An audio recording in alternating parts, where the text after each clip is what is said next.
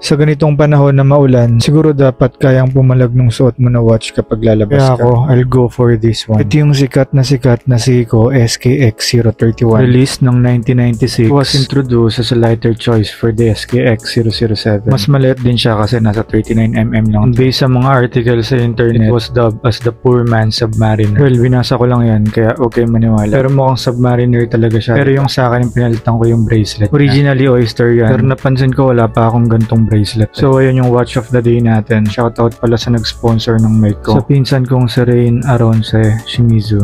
Salamat. Nandito ako sa mall, nagsukat ako ng specs. At yun, kinuha ko na. Then habang naghihintay, nagsukat muna ako sa Uniqlo. Trip ko tong wide, smart, whatsoever, basta pambabae. Pero hindi ko siya binili. So yun na, nakuha ko na yung salamin na gusto ko. Matagal ko nang minamata to para sa eye ko.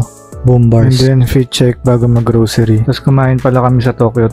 Grabe, may 10 years na yata ako hindi kumakain dito. Wala, na-miss ko lang bigla. Sarap pa rin naman siya. Yun lang. Very goods.